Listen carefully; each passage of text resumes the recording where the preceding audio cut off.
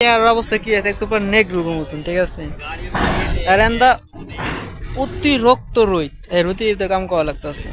দেখাবো যে আমি কোন জায়গায় কাজ করি কন্টিনিউয়ালি, ঠিক আছে। দেখতে পাচ্ছেন কত বড় বিশাল একটা গাড়ি, গাড়ি নিয়ে কি করে এটা যে ঠাড়া বড় রই আমার লাগে কত পাবলিক হয়েছে জায়গায় অনায়ারের মতো।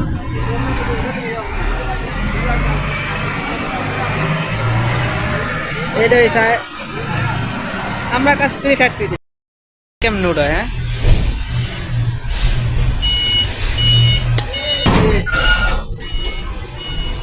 कितना वक्त लगता है तेरे ने আজকে আমরা কিরকম কাম করছি। আর এটা ফিল্টার লাগাইলে বর্তমানে একটু ঠিকঠাক দেখা যায়, নাহলে দেখতে পুরো বিতিকিচ্ছা।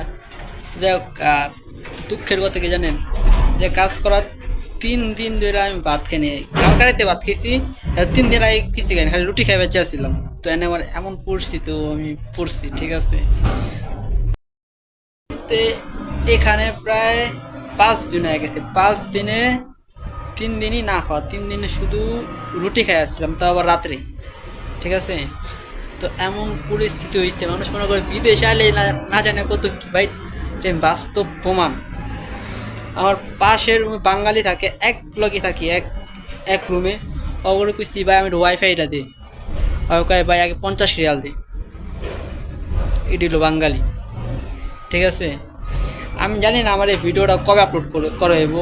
প্রথম শ্যুট করছিলাম 2 তারিখে, এখন হচ্ছে 6 তারিখ। তো গাইস, ডিউটি প্রায় শেষ, এখন বাজে 4:52, ঠিক আছে। যে এখন রাস্তার ভিতরে হাঁটতেছি, আর এরিয়াটা ভাই মাথা নষ্ট, ঠিক আছে। বিশাল বড় এরিয়া দেখলে মন শান্তি হয়ে যায়। কিন্তু কথা না যে মানে এনে যখন আমরা ভিতরে কাজ করি, কাজগুলো ভালো লাগে। আর আজকে 5 মিনিটালি কাজ, মানে কিছুক্ষণ দেয় কন্টেনারের কাজ, কিছুক্ষণ দেয় ওই যে চেকিং করে না, যে যখন মাল আনলোড হয় ভিতরে যে কী গ্যাস কাটটা দেখে, আমগুলো পিকেট করা লাগে। এই হলো আরেক ধরনের কাজ। আমার যে কাজ করে আনা হয়েছে সে কাজটা হয়েছে কি ফুড প্যাকেটিং, ঠিক আছে। এটা আমার যে ফুড প্যাকেটিং, তো এই বড় বড় চুল হাওয়া যাবো না, প্রতিদিন ক্লিন শেপ করা লাগবো, ঠিক আছে।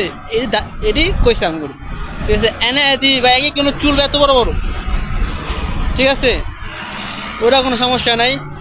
তারপর এটা তো কিছুই না। তারপর কি হচ্ছে যে এনা দিকে জানেন কী কাজ, বিলাই আছে না, বিলাইয়ের খাওয়ান একদম গোল গোল, হ্যাঁ, ওই খাওয়ানোর উপরে স্টিকার দেওয়া লাগে। যে স্টিকারটা হচ্ছে আপনার বর্তমানে এমন জায়গায় কাজ করতে আসছি, এটাকে বলা হয় কাস্টম অফিস। আর আমি বর্তমানে জেনে আসছি এটা হয়েছে সৌদি আরবের সব থেকে বড় বন্দর। সব থেকে বড় বন্দরে কাজ করি, দেখা যায় কেন কইতে পারি না। ওই যে পাশে কন্টেনার নামায়, তারপর হলো সমুদ্র। भाई तुम चलो हम आते हैं तुम्हारे पीछे पीछे, ठीक है ठीक है। तो भाई सोचा था विदेश में आके गोरा मोरा बन जाऊंगा, बट पढ़ा के तो और ज़्यादा काला बन जाता हूँ। जब ज़्यादा काला बन जाता हूँ तो फिल्टर विल्टर लगा के अपना काम चलाती हूँ, ठीक है। तो आप मेरे को समझ में आया भाई हम इतने काला क्यों है, क्योंकि काला होता है मेहनत का रंग, जो हर किसी के नसीब में नहीं होता है, जो हमारे अंदर कूट कूट के भरी हुई है। व्हाट अ ग्रेट कौन देखे क्यों। जैसे आप लोग देखते तो हमारे पीछे धुआं ही धुआं है, इतना धुआं है सालाम काला फिर से बन गया।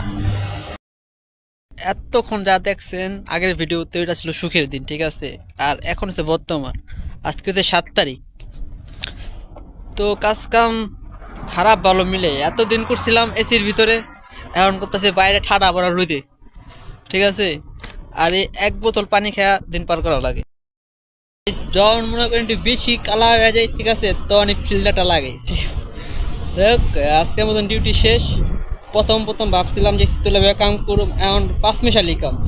কিছুক্ষণ দেয় ফ্যাক্টরিতে, কিছুক্ষণ দেয় আর আগে যে ক্লিপগুলো দেখলেন ওই জায়গায় কাস্টম অফিসে, যেরকম যে বক্স টক্স কী করে বড় বড় লঞ্চ না কী করি সেজন নামে কন্টেনার ভিতরে সব কাস্টম অফিস রাখে, তারা ছিটা ফেটা দেখে কোনটা ভিতরে কী কী আসছে, তারপর টেপ মারা জন লাগে। তো যতটা কঠিন মানে যতটা সহজ ভাবছিলাম এতটা সহজ না। মানুষ মানে কি বিদেশে আইলেই কত কি, আসলে অনেক কিছু। তো এটা পরামর্শ দিন ভাই, বিদেশে আইলে ফ্রি বিষয় না হয় ভালো। ও জামগা ফ্যাক্টরি, ওটা ভিতরে কাম করি। আর এটা কত বড় এরিয়া, বিশাল বড় এরিয়া। এরিয়া দেখলে মাথা নষ্ট। মনে করেন এন থেকে মেন গেটে যাইতে সময় লাগে প্রায় আধা ঘন্টা, এত বড় এরিয়া।